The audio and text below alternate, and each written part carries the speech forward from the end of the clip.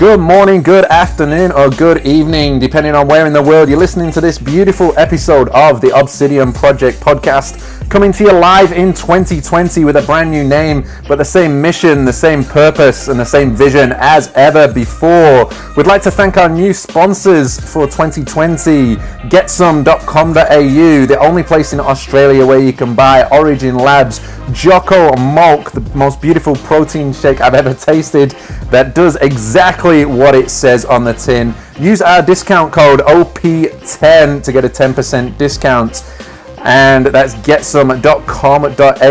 We'd also like to thank our hosts, Cafe Royale, who host our beautiful podcast in their facilities and allow us to interview all these amazing guests that we have. That's Cafe Royale in Coburn and getsome.com.au. And now introducing our host, Joey Odell, and special guest, Kailah O'Meara. Kailah is one of the members down at the gym that I run, Onyx 24/7, and she has a very powerful and inspirational story to tell us today about where she's come from, what happened to her growing up. A brilliant story about her weight loss journey and how that's affected her mental health. So, ladies and gentlemen, episode 7 of the Obsidian Project starting live. Okay, and we are back for episode number 7, the second one of the year, second one of 2020, and we're only just in a few weeks in it. And I'm joined today by one of the members from our gym. I've actually not known her that long, but Kailah has come into our gym and she's just taken the place by storm. Absolutely, training twice a day, taking all the coaches are taking notice of what she's doing and like really egging her on. I think she got Member of the Month award in her first month at the gym as well, which is pretty cool. So I'm delighted to have Kailah on board, and she's got a really interesting story to talk to us about today, which is fantastic. Thanks for stepping up and sharing. Thank I really you for appreciate having it. me. I really appreciate it. Like I'm so keen to share my story and hope it helps somebody in the end. That's the aim. Yeah.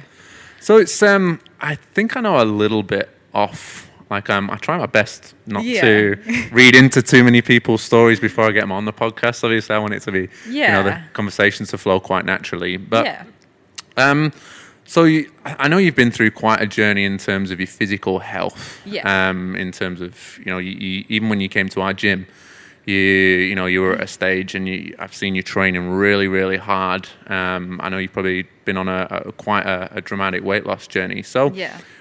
First of all, what made you step into our gym as opposed from where you're from? Well, I came from I call them conventional gyms because basically they are. Like I came from Snap Fitness, and I'd been there since the beginning of my weight loss journey. Okay.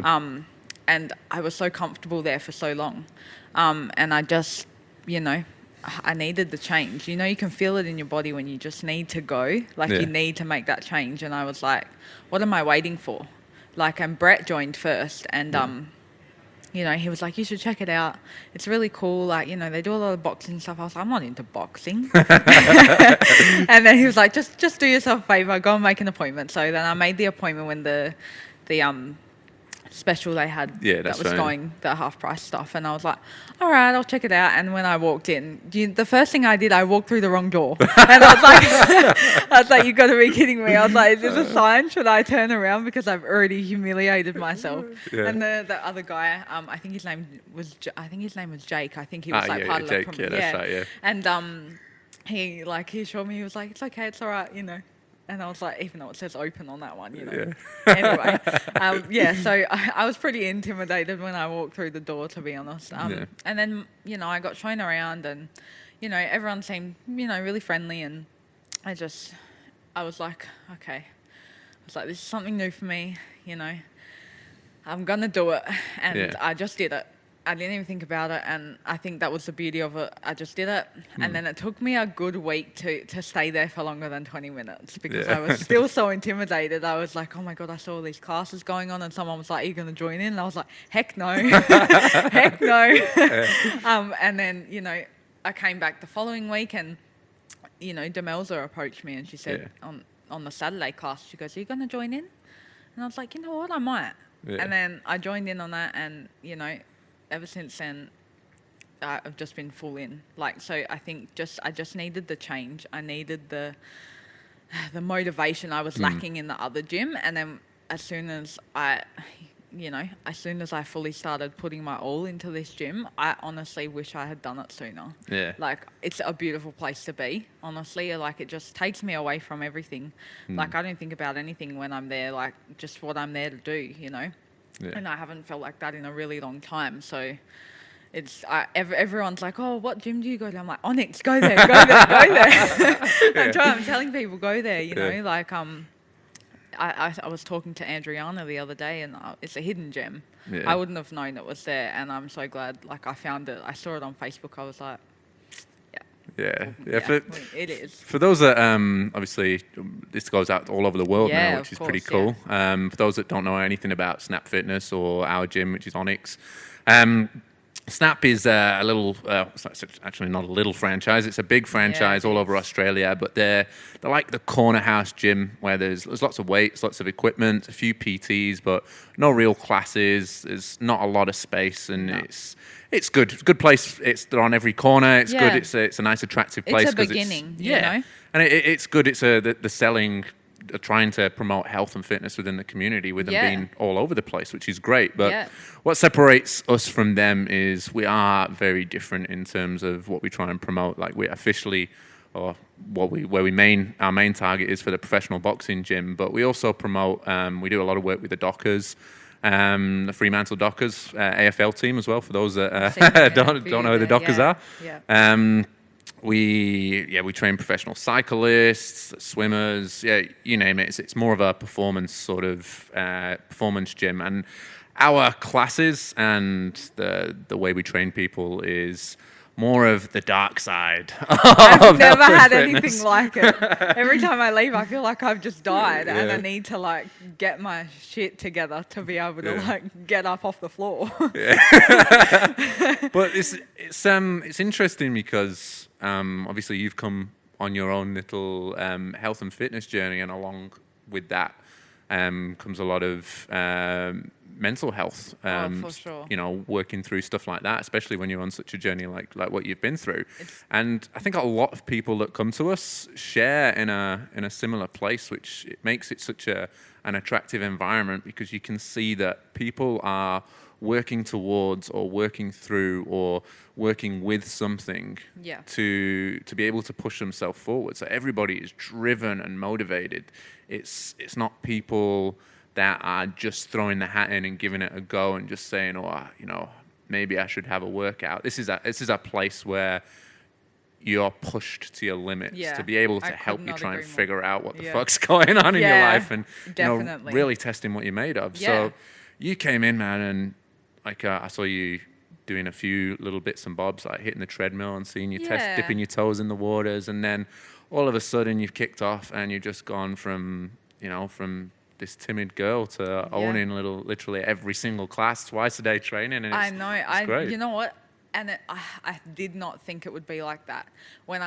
Like I said, when I first walked through those doors, I was so intimidated. And then the week later, I was still intimidated. And I was like, oh my God, it's going to take me so long to warm up. But like, I was welcomed with open arms. And then once I hit that point where I'm like, okay, these people are okay. I just, I'm myself, it's just, you have to, I feel like I had to adapt to the environment, and then that's it. Once I'm adapted, you'll see me like I'm there every day. I think I spoke to Jay. I told him I didn't miss a day last year. I went 365. Wow. In between changing gyms, moving houses, I still made my way there because it was my way of, helping myself, mentally. Like, it just does it for me. Mentally, physically. Like, I just feel so good when I'm in there. Yeah. And that's why I do so much. And people are like, why do you spend so much time at the gym? Why do you do this? Why do you do that? And I was like, because this is what I like to do. This is what makes me feel good. And, I don't ask people why they feel good, or I don't question, my mum, she'll, do something to make her, she loves cooking. Yeah. That makes her feel good, I don't question it. Yeah. I just love to do what I do, and I spend a good amount of time there, and like I said, the environment, it just makes it so much more worth going to. Like, there's not a day that I go in there that I'm upset ever. Like, That's ever. pretty cool. Yeah, it's really cool. It changed me. It changed me, I swear. Like, coming from Snap to Onyx, like, I feel like my fitness level has just increased. Like, it's increased so much because Snap, they just do, they do the PTs and things like that. But I feel like they don't truly care so much about how you feel. Like, you probably do get those few that are like really, really into it, and they put, 30-minute classes on and, things like that. But it was just not enough for me. Like, because I had come so far already in my fitness, it was just increasing it now was the goal. And, I don't train to look a certain way. I just, I train because I love it. And it's just, it gets me through all the things I've been through, all the things I go through, Yeah.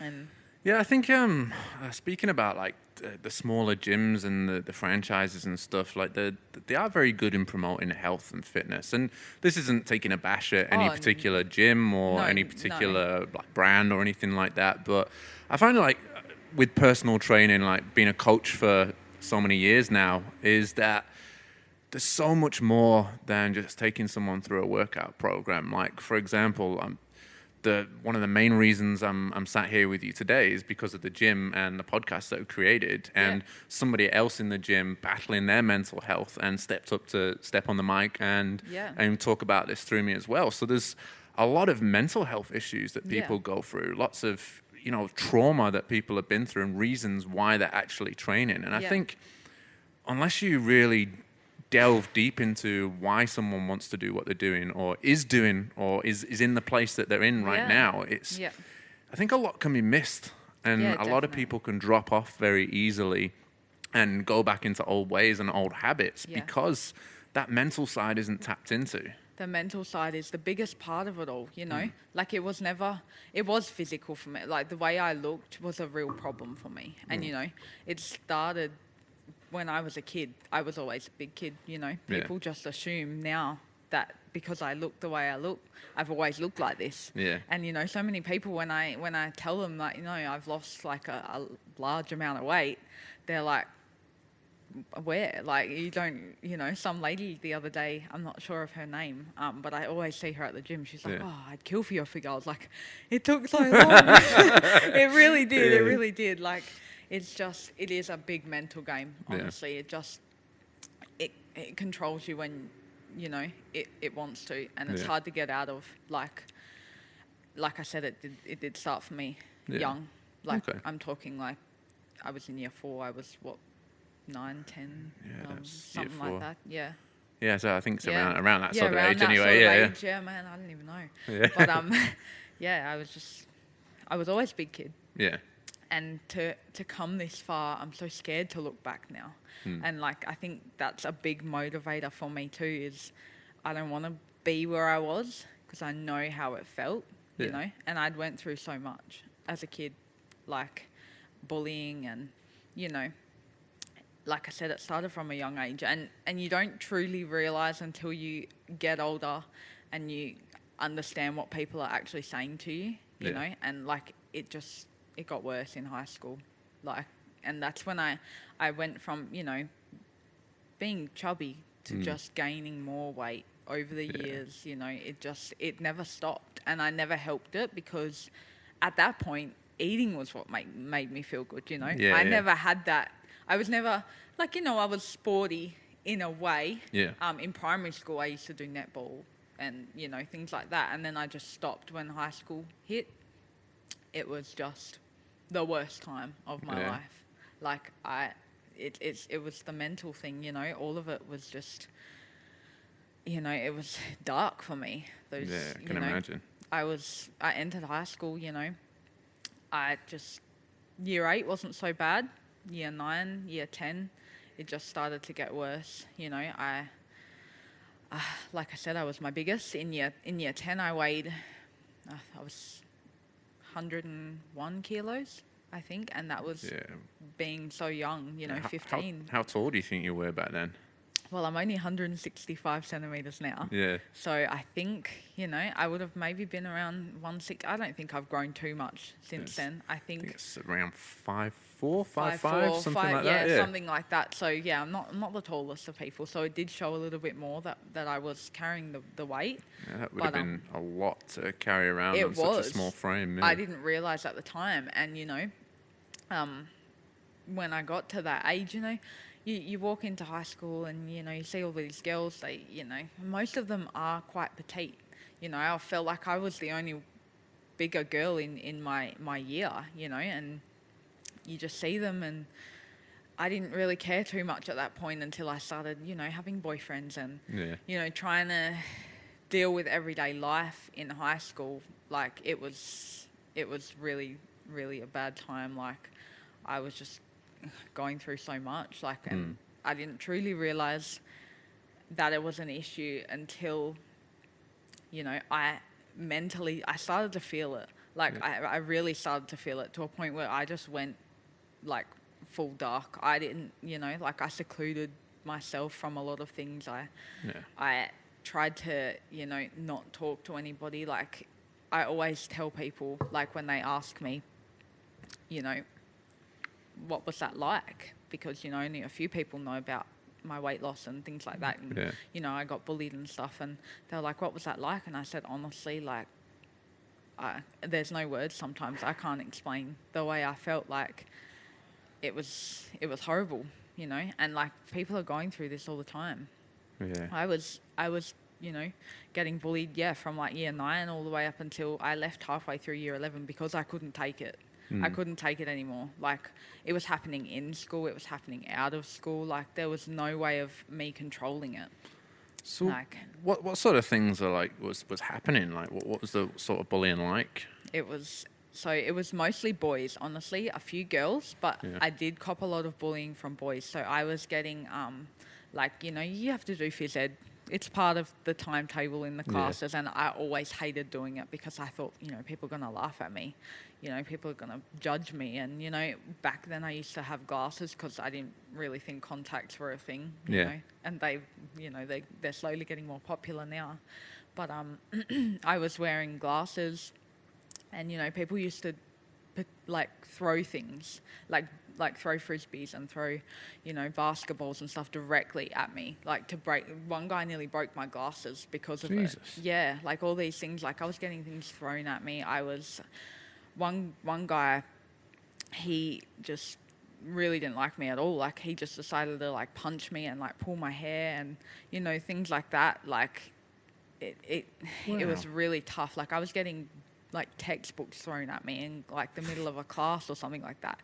People just were horrible. Like, and that was not even all of it, Teachers or anyone not intervene or anything, or I feel other like people they're around? all about this anti-bullying, but unless they see it directly, they're just like, they can tell someone to stop. I mean, you can tell someone to stop, but if they don't want to stop, they won't, Yeah. And this is the thing, like I had a few teachers that actually did interfere with it, and they, it helped, but only for a little while. Yeah. And then something else would happen, and then, I would go home and, I would go on the social media platforms, I think back then MSN was a thing. It was a thing, it really was. Yeah, I know, I loved that. I used to go on there all the time because I did actually have people like, my friends on there that I'd speak to, or, MySpace even, that's really out of date now. But back when I was younger, 13, 14, 15, that was a big thing, and I would even go on MSN and I would just get people adding me. I didn't recognize their names, so I was like, I just wanted attention, so I was like, a nice attention. Yeah. So I was like, okay, I'll accept. I don't know who they are. Like, this could be one of the friends I don't, Yeah. And I just had people on there like voice recording, like telling me to kill myself because nobody cares and nobody likes you and nobody, would And this care. This is people at school. This was people at school, and Wow. I had so much of that as well, and out of school, and according to, the school policies and things like that, they can't do anything about it when it's out of school like that.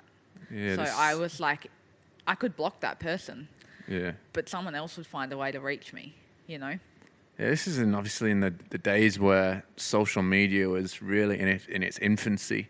Yeah. And I mean, I know like nowadays they're doing and trying as much as they can, like Facebook, Instagram, to try and solve bullying on social media and solve all this slander. I mean, it's hard to keep a lid on it, but they're at least they're doing something towards it. Yeah. But back then it was like it was so new. Nobody even really I guess even thought that would even be a thing. Yeah.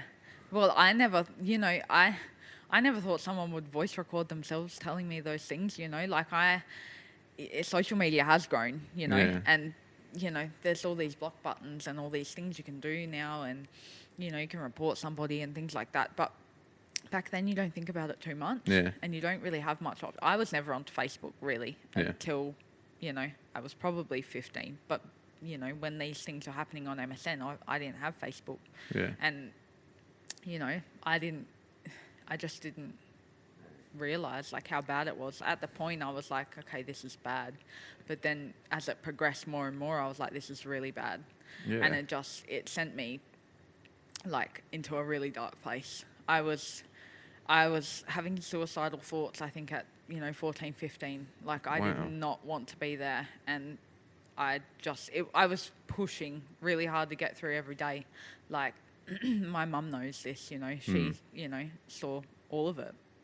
I was just going home. I would crank the bullet for my Valentine up and I would just sit in my room and just not come out. Sometimes I just thought, is it worth it? Like, is it worth it? Do I just leave now? Like, do I just chuck in the towel because I'm done with it? Like, I just had so many people that had so much to say all the time. Yeah. And it just, as I got older, it slowed. It really did. But those moments in high school, it really shaped me in that period of time.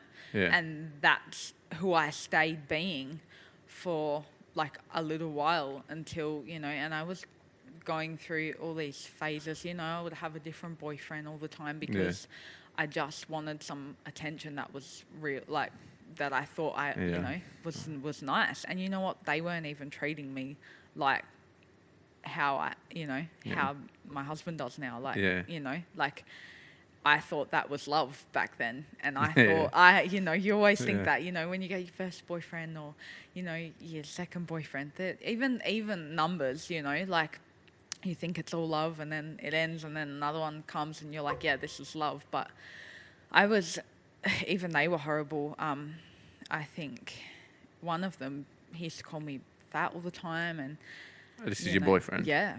He used to call me fat all the time and then laugh about it. And then, I was like, oh, he's laughing about it. Must be a joke, Yeah.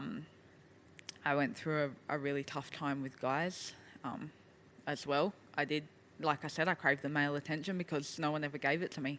Yeah. And I, as a young child, my real dad wasn't in the picture much, and I think that's where this started as well. He used to beat my mum. I watched that so much as a child. Wow. He stabbed her. I woke up, in her blood and things like that. I watched so much as a kid. And so when I think, I got boyfriends, I thought, the name calling was acceptable because they weren't doing that, what I had saw to me, Yeah, it's like it was, even though it was still abuse, it wasn't anywhere as harsh. Like you thought, well, I suppose in your subconscious you're thinking, well, at least I'm not getting what happened to my mum and what she went through. Wow. And it went on for so long, and after she left my real dad, she found my stepdad, who she's with now. But at the beginning of their relationship, she went through all that again. He used to beat her over and over, and, it's another, like, couple of years I had to watch, But, he went and got help and things like that, and he's a totally different person now. Like, I honestly, to watch someone change like that, that's amazing. But I had to watch so much as a kid, like, and I think that's where I thought, the male, I just craved that attention because, you know, I never got it from, you know, my real dad. And then after so long of watching those types of things, you just think, okay, that's normal, you know, and then it happens. Well, it's like a lot of what, I mean, I get taught and what I speak to a lot of people about in the coaching that I do is we learn a lot in those years of how the world is. Like, this is where we form our beliefs and we start to get a visual representation of what the world is like. So let's say as a child you are being subjected to watching this sort of stuff and seeing this sort of stuff. You at that age, you've got absolutely no idea what the hell's going on. No, you just see an argument or a disagreement, and if you see it enough, you think and just take it into perspective that this is how life is. This is how a partner treats their partner, a husband treats the wife, or you know, maybe even, you know, wife to wife, husband to husband, if it's, you know.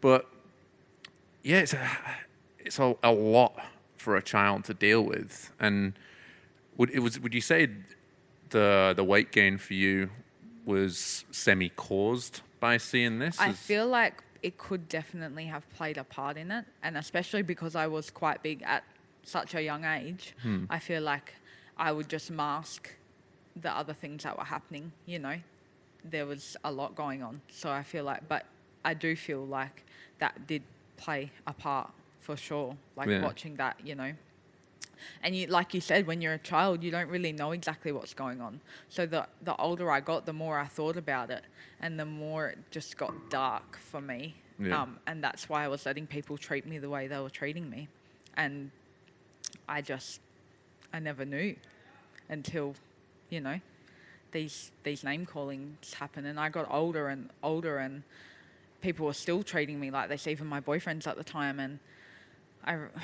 it just made me think, like, it just made things worse, honestly. I thought that attention was going to be good attention. You know, when you're with someone, you don't get treated like that. I know that now.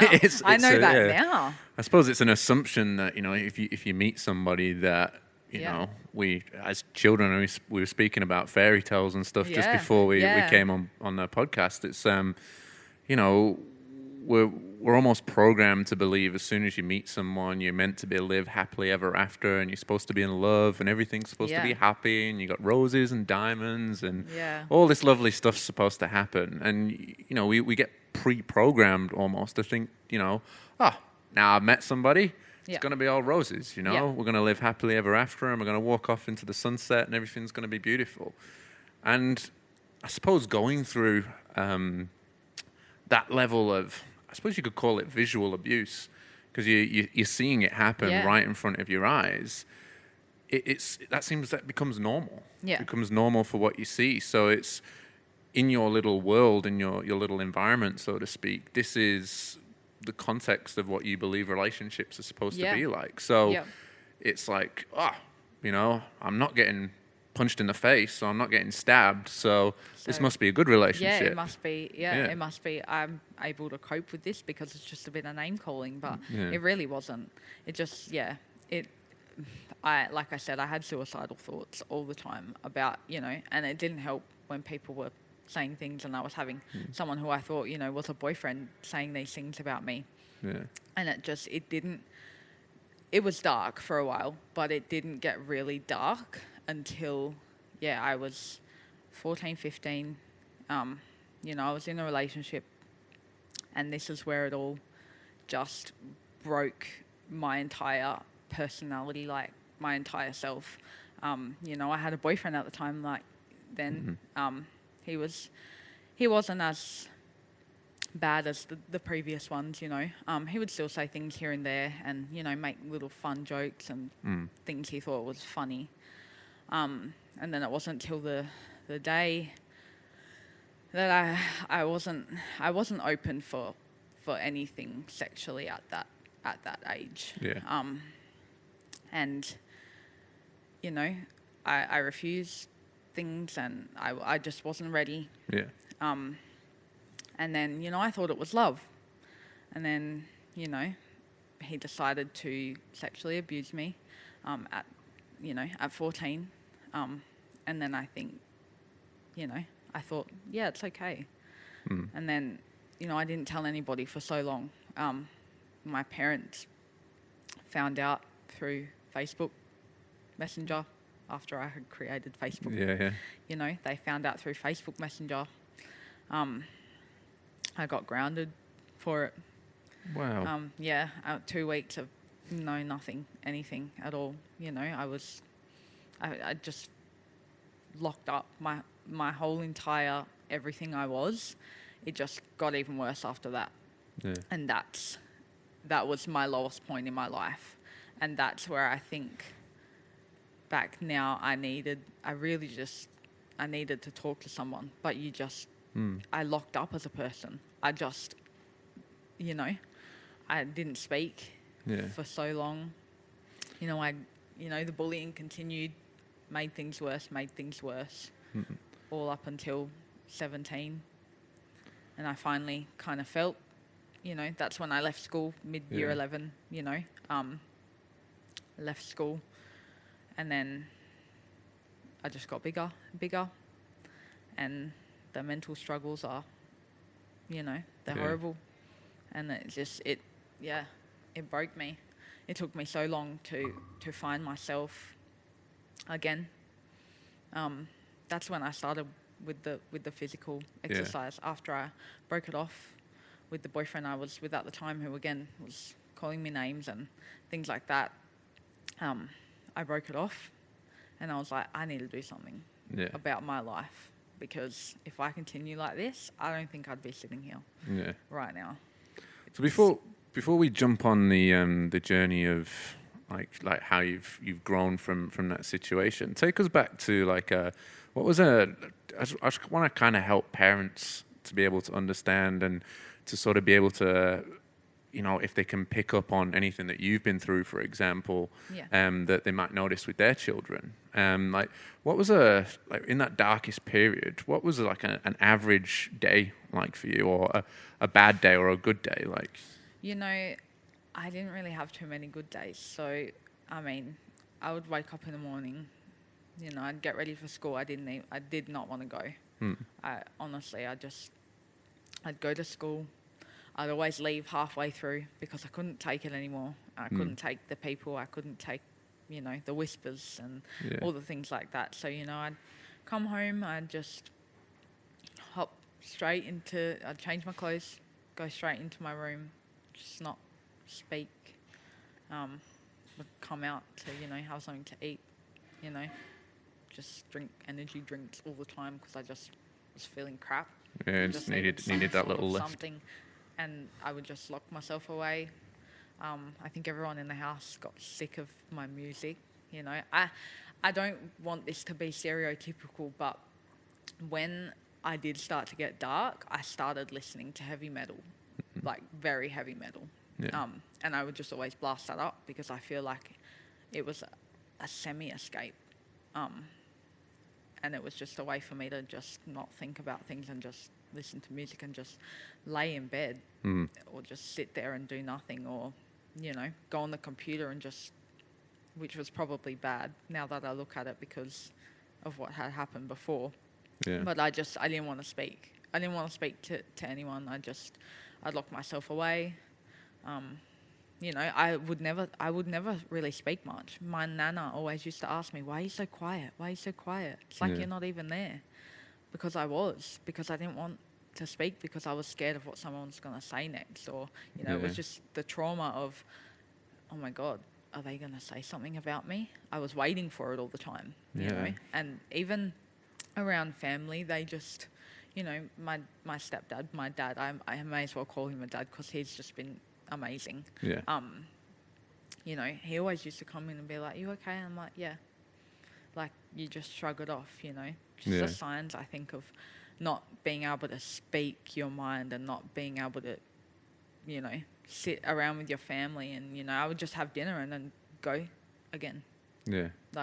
Or be on my phone all the time, just looking at a screen. I just didn't speak. Yeah. And I think they did pick up on it, but I feel like they didn't really know how to deal with it because, my stepsister, she was fine. She never went through that. and it was just me and her at the time until they had, you know, my little brother. Yeah. And I think they didn't really know quite how to, like, you know, deal with it. Yeah. So they would always ask me if I was okay. You know, my mum would always check on me, and they were never bad parents. They just didn't know how to deal with it. And, you know, my mum always says, you know, I wish I could have helped you the way, you know, she's helping my brother now. He's, you know, going through, you know, his weight loss journey and things like that. She goes, I wish I could have helped you get through that. And I was like, honestly, I think I just needed to push myself through it. Yeah. Sometimes, it was good to talk to people. And, you know, I had my best friend at the time, and she would always help me and things like that. But, yeah, most of the days, I didn't want to be around people. I didn't like company. I would just, you know, eat my feelings and just lock myself away, listen to music. That's about it. I didn't have a good life as a teenager. You're not going out, you know, with your friends to the shops or things like that. I just didn't want to be seen. I didn't want to be heard, you know. Going into like it's something I picked up on before when we were talking. That's something I heard in a different podcast, nothing to do with this one. It's something else that's out there. It was when I was at school, and I don't think I was ever like heavily bullied when I was a kid, but I got freckles. I was called pizza face and all this lot. And it's not heavy bullying, but it did put me down a little bit. Of course, yeah. But one thing that I could relate to with what was being said in this other podcast was back when I went to school, there was no social media. There was no real computers. There's no way to talk. So when you were having a crappy day and people have been on your back, you got a break. As soon as the school bell rang and you got in the car and you're on the way home, you got this break where you could go home to a safe environment that, you know, was filled with your family, and you didn't have to face these bullies, these people, whoever it was or what it was that was happening to you. But, you know, as you were explaining through high school for yourself, it was the birth of social media. So there was... It's like 24/7. Like the only time you're not getting bullied is when you're asleep. But I'm guessing because you have so much trauma, your dreams and what you go through in your actual sleep is also semi-horrific. So there's no escape for kids. No, there's not, and especially not these days now. Yeah, it's worse nowadays. It's way worse, you know. Like, people can get in contact with people. People can make videos about people now, you know. Like, all this FaceTime and all these, you know, ways to chat, video, you know, anything like that. It's just way worse now. It's way worse. And it is the birth of it, especially now, more than anything, because people feel like they can say anything behind a computer screen. Yeah. And, you know, unfortunately for me, I was copying it both behind and, you know, in front of, you know. But, yeah, it's definitely, there was no escape. And for anyone who's going through it now, like, I would honestly recommend getting off social media. I don't know why I did it. I don't know why I stayed on there. Well, it makes sense to in a world, in a physical world, where you're surrounded by people that are just giving you shit and making you feel terrible about yourself. You want to look for an escape. Yeah, and of course you do.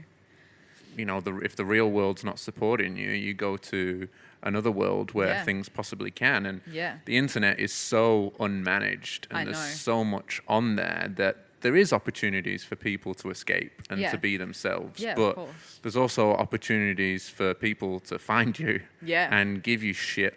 Like, no way from every single angle. Like, exactly. You could go into, I think there's a computer game, World of Warcraft or something. I don't know if it's popular now. It used to be popular. I don't know. Sure. It's not my gig. But, not mine either. You know, it's a place where you can go and escape from reality and, you know, dig yourself into something, create yourself as a fictional character and sort of act out that that person that you want to be. You know, it's an escape.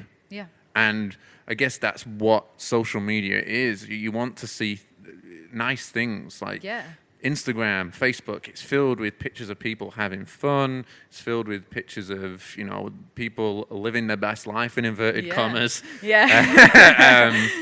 Funny videos, this and that. So it's an escape. But Yeah. because people can get in touch with you while you're on there looking at that, you'll get a bing and this message will pop up from some person saying some shit about you. Yeah. Or you want to post a picture up of yourself because it's like, maybe you've had a photo taken of yourself and it's the first time that you've actually felt good about yourself for 5 seconds. So you post it up so you can join in on this little adventure of happiness that seems to be going around. And then all of a sudden, everyone that sees it starts slamming you and giving you loads of shit and just putting you down even more. So I understand why people go on there. Because it's an escape. So do I. Like, because I was always on it back then, I just wanted to fit in with everyone else. I wanted to see what everyone else was doing. Because I was not so popular, I had a few friends and I just wanted to see what was going on. Like, I knew my friend was going to be on Facebook at this time. So even though I'd just been at school with her all day, I just wanted to talk to her again. Yeah.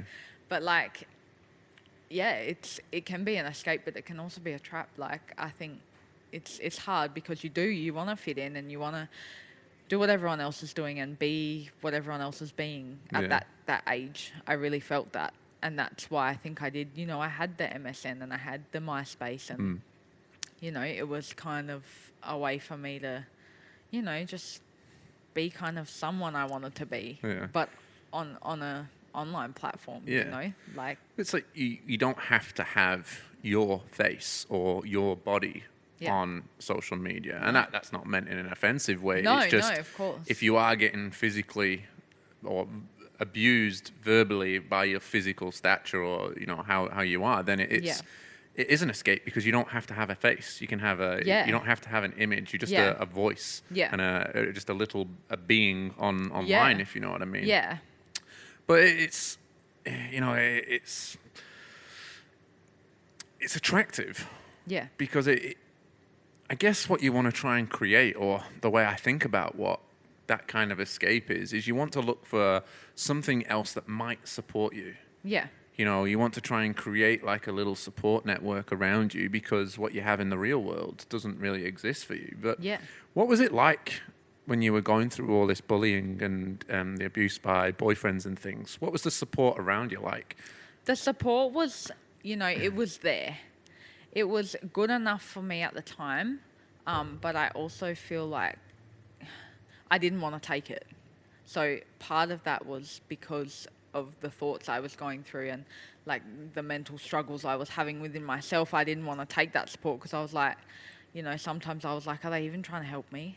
Like, are they even trying to like, do they even care about what I've got to say? Because nobody else did, nobody else wanted to listen to me. So I was like, this is my family.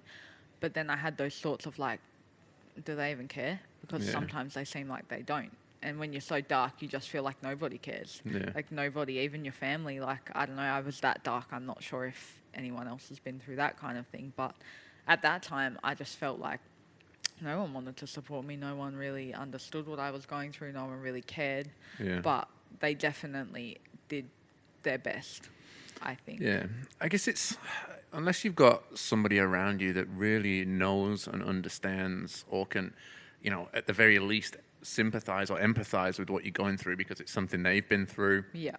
Or, there's somebody professional around you to help with that, then I think it's difficult for parents to be able to even bring up subjects like that with the kid because it's, at the end of the day, like I just had a little baby and, I know that obviously I want the best for my little girl. Yeah, like, I want her to have all the support in the world, but when you're going through something as a kid and as a parent, I've not experienced this yet. Yeah. But from what I can see from the other side, it's when you see your kid emotional and they're crying, all you want to do is I don't want my kid to be upset right now. I'll do whatever it takes for you to just be happy in this moment because I understand that, like, as a parent, it breaks me to think that my child is going to be sad in front of me. Yeah. So you do anything you can to try and make it happy. Yeah. Or make them happy. Yeah. And I guess it's a lot of parents.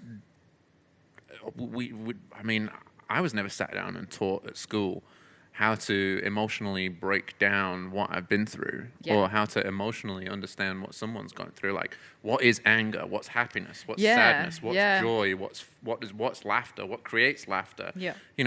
Obviously we learn a lot about chemistry in the body when we're at school, but we never really understand to a degree how that affects our emotions and things like that. It's true, we don't. Yeah, so as a parent, when you come across a kid that's going through something, first of all, your heart would break because you don't want to see that ever. No, You want your kid to be so happy. Yeah.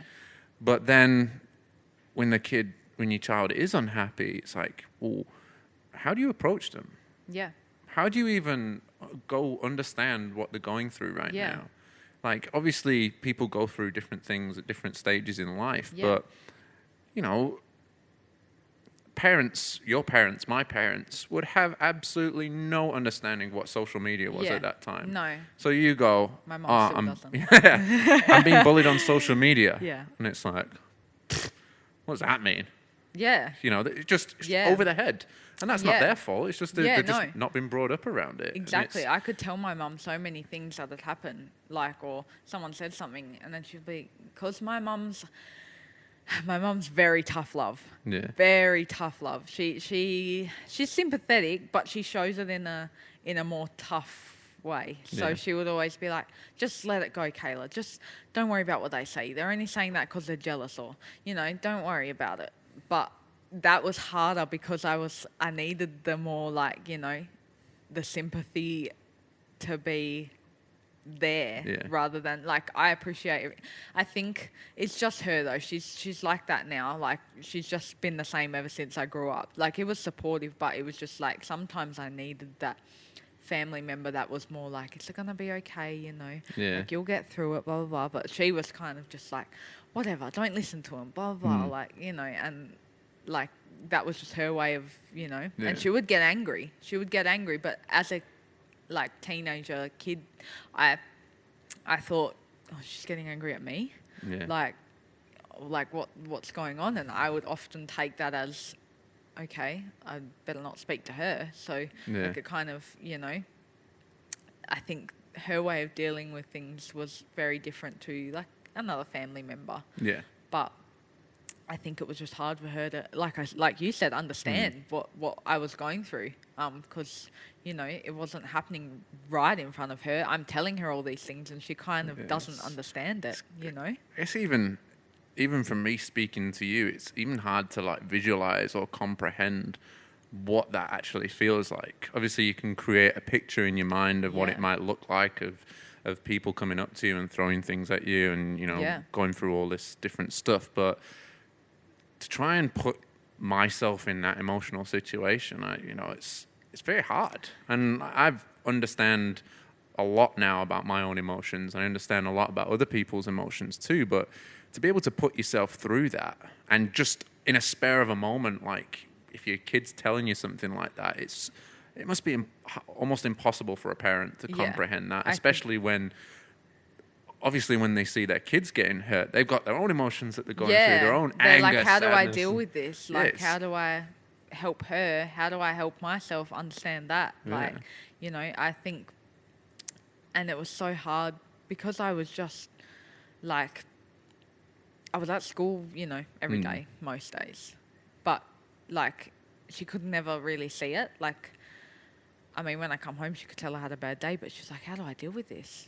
Yeah. I feel like now I understand, it was hard for me to deal with. So, for someone else to try and, like you said, understand what you're going through personally and what's just happened, or just say on that day, when people would throw things at me, I don't think she really knew how to deal with that. Yeah. And it's not like she, in high school, you don't want your mum coming down to the school, speaking to the principal about it. You kind of just, you kind of just okay, this has happened, if it happens again and again, then you kind of let her come down to the school. But I never did. I was just, so now I'm I understand a bit more why it might have been harder for her to, I know she was hurt by it, the way I was feeling, Yeah. you know, and she knew I had these thoughts where I just didn't want to be there. Yeah. But I think throwing all of that at somebody, not particularly throwing it, but having someone, you know, like my mum, trying to deal with these things and her own Yeah. emotions, it's a hard thing to understand. Yeah, You I know, bet. it's like talking to someone and you don't know exactly how they feel, but trying to, like you said, visualize it. It's just a whole nother story. Yeah. You know, and you just can never be in those shoes unless you've Been in worn those them. shoes. Yeah, unless you've been in those shoes yourself, it's very hard.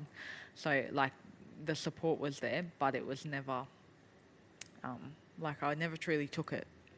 It just, yeah, Yeah. it was very hard, very hard.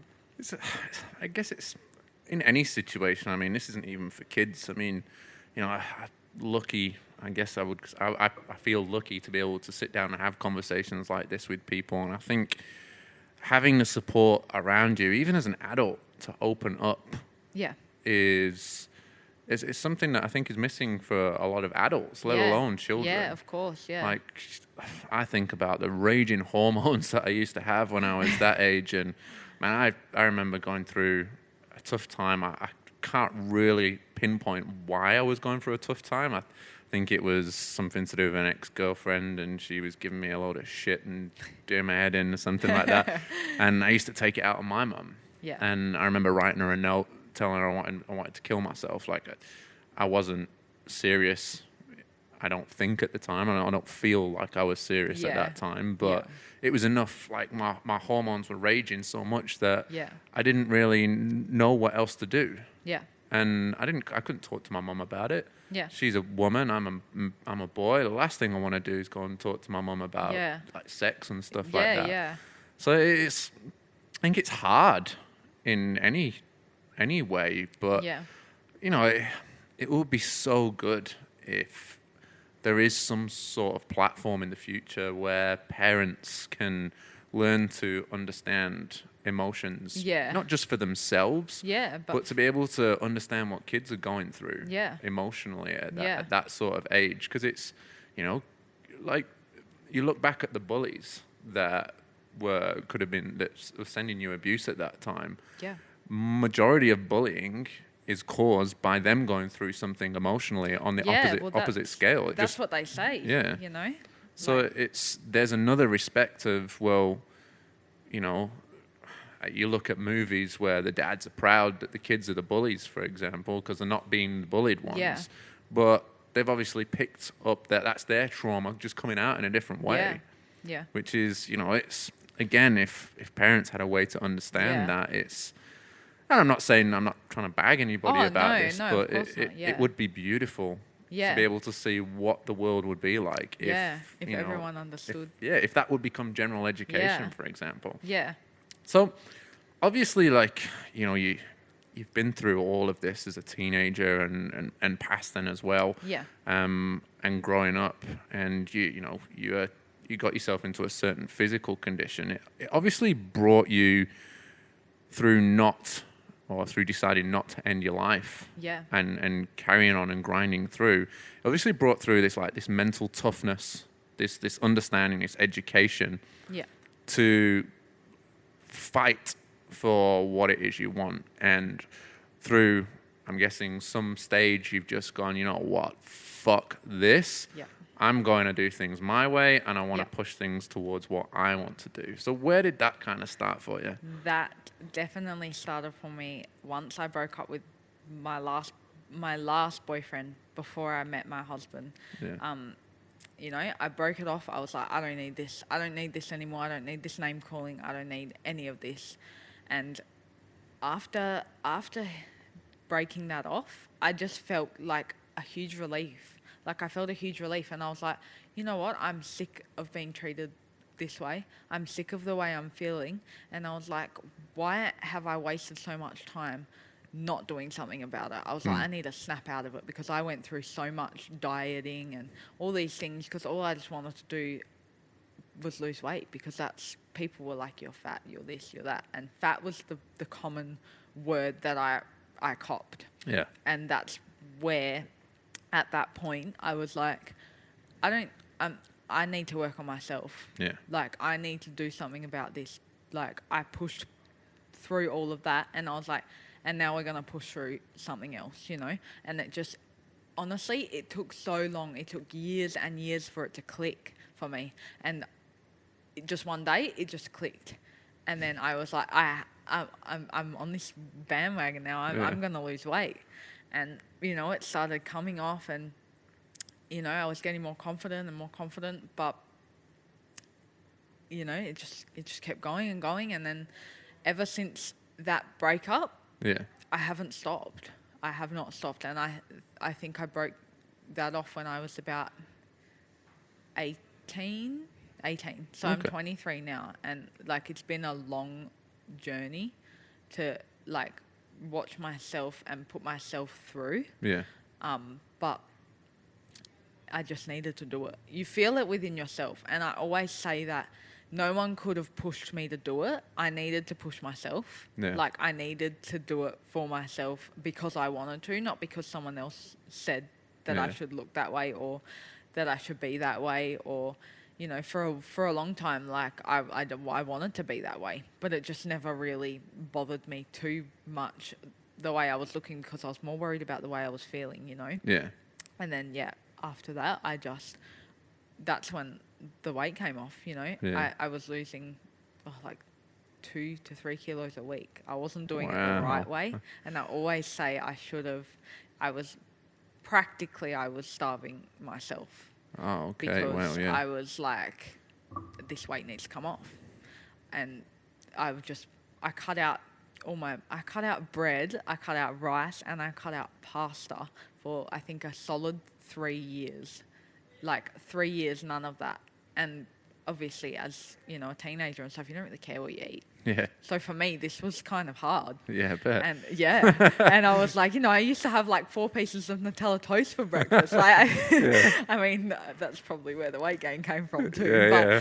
But, you know, to stop all of that, like, I feel like now I have a little bit more respect for myself, because that was hard. That was really hard. And I just pushed through it. And that's where it all began. And I just haven't stopped. What do you think? Can you sort of remember a time or remember something specific that made everything click for you? And was it a look in the mirror? Was it a certain situation? Or I honestly don't recall anything like a look in the, like something like that triggering it. I don't know. It must have just been something mental, because one day I woke up and I was like, this is it. Like, you know, I had started working, like I was working at KFC, like when I think I started in 2013. So, I was 18 then? 18? Yeah, I was 18, 19, something like that. Sounds about right. Something like that then. When I had to talk about maths. Yeah, exactly. I'm not good at that stuff.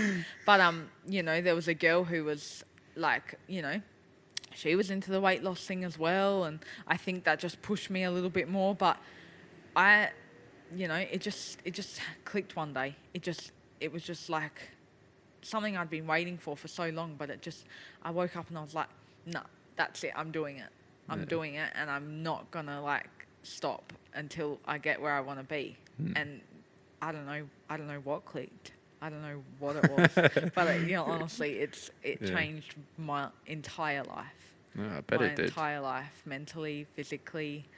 Like, I think I always say, like, I would not be sitting here doing a podcast, let alone, you know, recording, you know, on a camera, or, you know, like I said, I never used to speak. Yeah. So I would not be sitting here. This is a big doing thing this. for you. This is a big thing. Everyone who knows me from, you know, that age that I was going through stuff knows that, wow, she wouldn't be doing this right now. If I was the same person, I would never have met you. I would never have joined Onyx. I don't think I would have joined the gym if I was still the same person, you know. Yeah.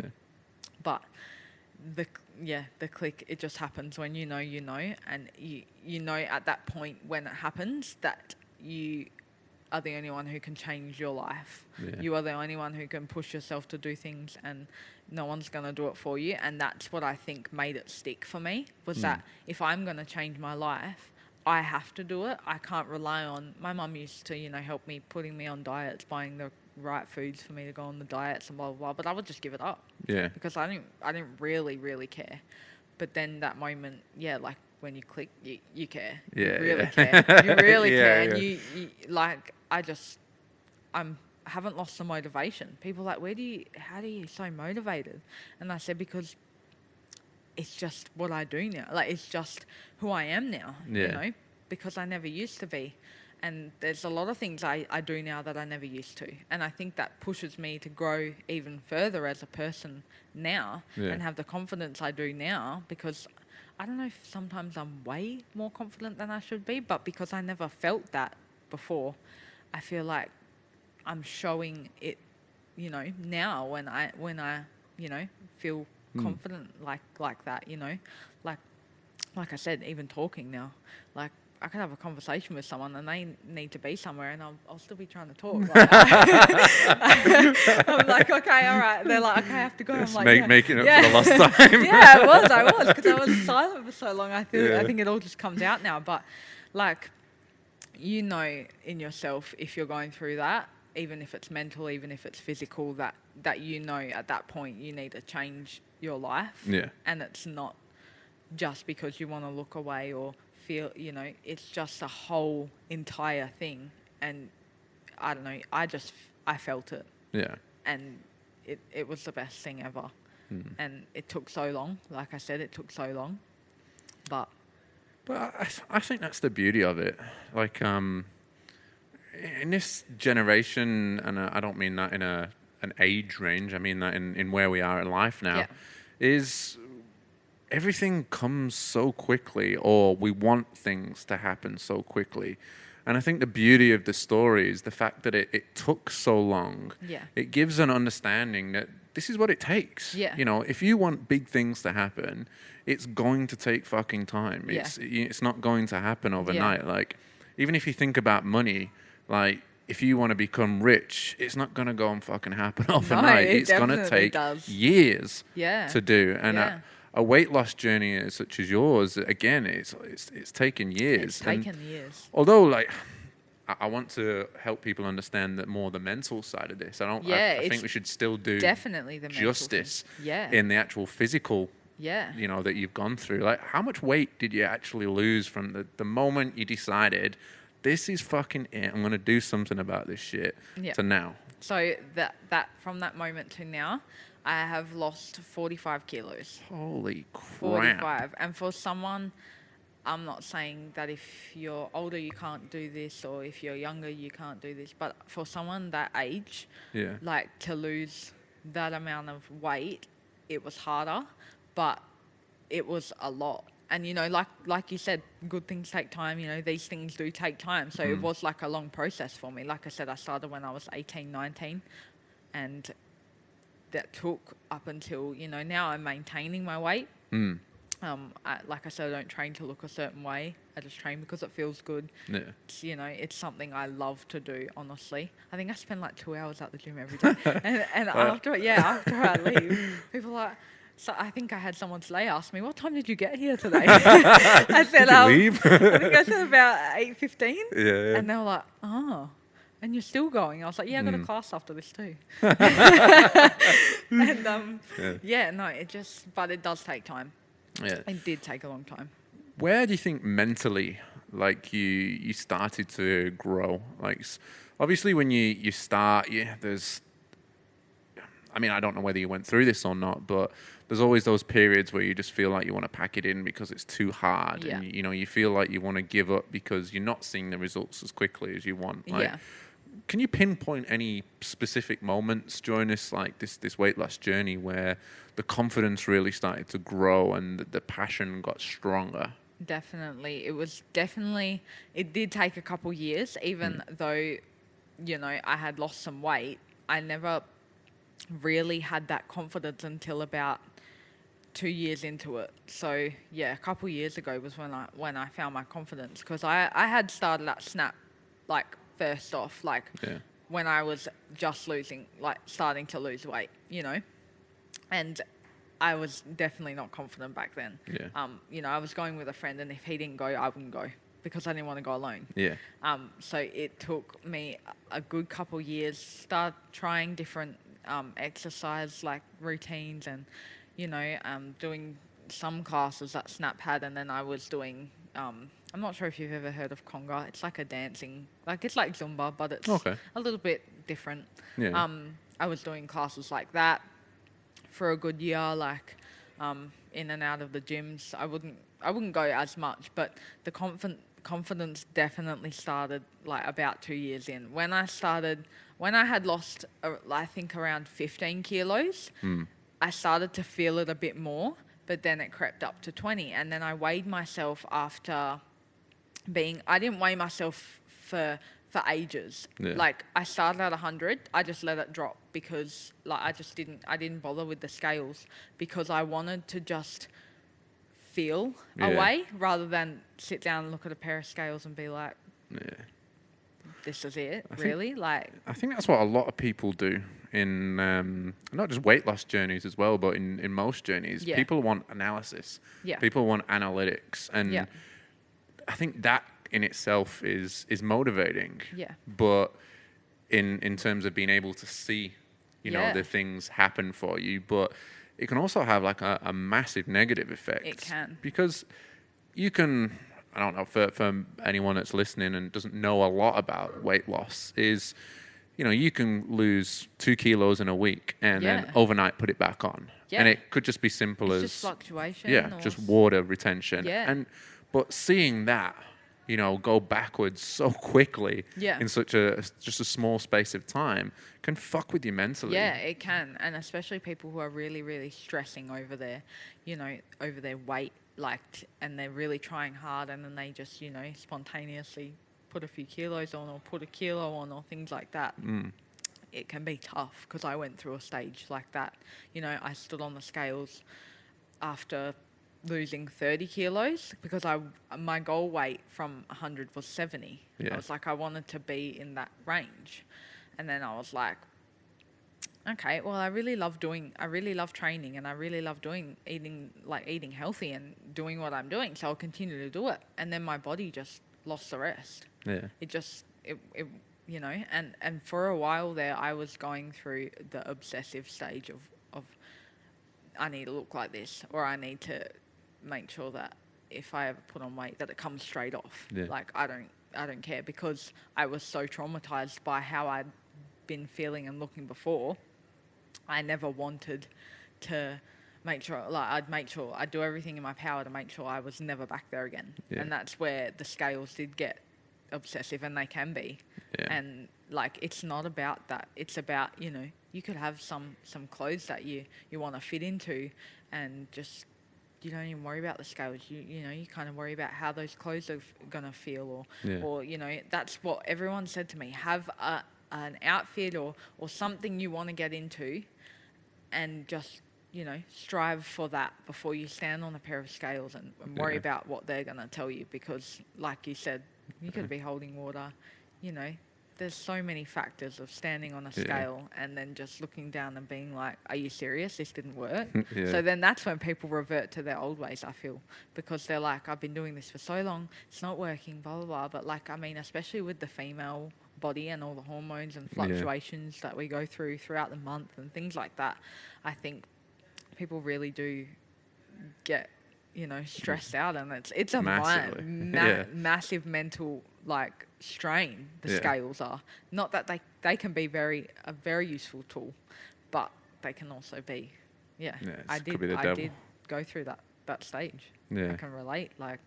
It's not healthy. You know, you want to use them to help you rather than control you, and I feel like it does get to some people, especially myself, because I didn't want to go back to how I was. And I knew with my training and my eating and all that kind of thing that I was never going to get back there. But I always relied on that number to just keep me sane. Yeah. To keep me going, to be like, yeah, you're fine, you're doing good. You can tell yourself that. But if the scale says a good number, you're automatically going to feel good because you're seeing that, you know? Yeah, it's really good. I used to be obsessed with goal setting. It's something that I used to love. But I always used to do it in the wrong way. I noticed. Like you put down targets that are number related or financial related or things like that, and it's never really about the numbers. Like you said, when you first started, it was about the way you feel. Yeah. And that's what I feel a lot of people that go on these little journeys through goal setting and, especially within the physical health, is people get so put off by the number because let's say you set a goal of 10 kilos. I want to lose 10 kilos. And you lose 10 kilos and it's like, great, I've achieved it. I'm going to, happy days. It's all done now. Yeah. And then you stop. Yeah. And I think a lot of people do that. Yeah. And then there's the other side as well. People will go, I want to lose 10 kilos. And let's say they lose 5 or 6 kilos. And you go, no, I'm happy now. And then they stop again. Yeah. Because they've not really understood why this 10 kilos was important in the first place. They're not dug deeper. They've not gone and sort of found, like, what is the real reason that this little number or a big number, whatever it is to you, means, why it means so much. Yeah, why did they choose that? Why did they, and it's so important to realize why you want what you want, you know, and what you'll do to make it work, and like you said, people do stop, once you've got to see the bigger picture rather than just being like, I always see these New Year's, new me, all this kind of stuff. I am in the new year. I'm the same me. Yeah. I just want to work harder. I just want to, be strong and be healthy, Like I haven't got a New Year's resolution. Yeah. I don't know if it's just me. I don't believe in them. I just feel like if you want a goal, like you said, you have to really dig deep and you have to think about it. Think what you really want and not stop until you get there. Exactly, yeah. It's something you have to do, and if you want to do it, you will. Exactly, I believe that, really. I like really that. believe that. I really like that, do. yeah. Someone said to me, like, the ball's in your court, like, where are you going to throw it? And I said, that's a really good point. You're holding it. Where are you going to throw it? Because you're the one with that goal and that dream and that motivation, and no one else is going to, take it away from you if you hold it strong, Well, it's funny, I've been sat here thinking about a question to ask you to sort of run up the podcast, and I was coming up with a thought of like, oh, where are you going to go next? What do you think's next for you? But I think you just summed it up beautifully in the fact that I'm just going to keep doing exactly what I'm doing now because it makes me happy. It does. Yeah. I'm the happiest I've ever been in my life. Like, I'm married, I've got an amazing husband. My mind is where I want it to be. I'm doing things for myself because I want to, not because other people want me to. And, I'm just happy. I'm living my life like how I wanted to live it for so long. Yeah. And that's because I've made that change for myself. And that's what I'm going to keep doing because it makes me happy, Yeah. So that's where I'll be, That's beautiful. That's, So if you've got one message that you could give to anybody that's listening to this, that could be maybe they've got someone in their life that has been through something that you've been through, or maybe they're going through something similar, what would you say to that person to give them a little bit of encouragement or support? I definitely would say, it's not forever. The pain is temporary and you will get through it. Just do your best and don't worry about what people have to say. If you want to do something, you do it. Like, just go for it. Like, I feel like people don't need to hold back, and just, stay true to yourself. Because you never know somebody really. Like, you know yourself better than you know anyone else. So I think I would just, I would say, keep hungry, stay motivated, just keep pushing, and it really does unfold itself. You don't need to try. You just have to keep going, and it will get where you want it to be. I think that's the best thing I could say.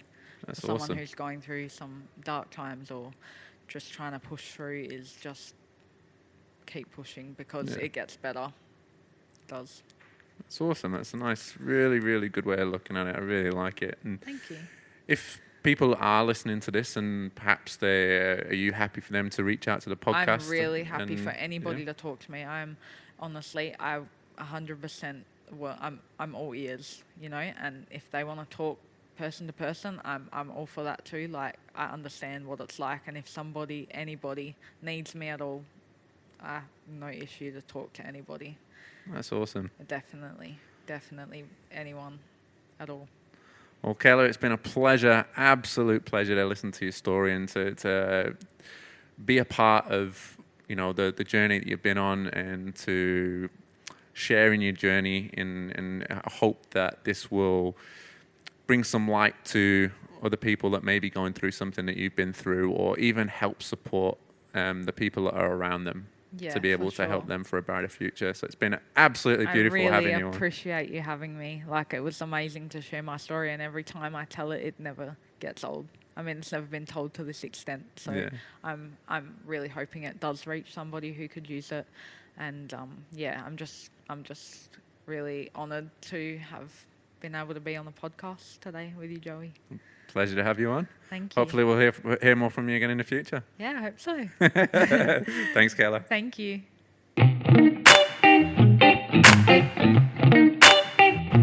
Thanks again, guys, for tuning into this episode of the Obsidian Project podcast. It's been great having you listen along. We'd like to thank once again our sponsors for 2020, getsome.com.au. Don't forget to use your 10% discount OP10, and our host Cafe Royale in Coburn. And now stay tuned for this important message. For those listening, or for those in need of any immediate help, please contact Lifeline on 131114 or Beyond Blue at 1300 224636 for those in Australia. Or they also have a website, beyondblue.com.au. If anyone listening to this outside of Australia, feel free to contact us at theobsidianproject.com. Our email addresses are there, and we'll direct you to the best available source in your area. Thanks very much again, guys. Show your support to anyone around you, and share this podcast to anyone you think may need it.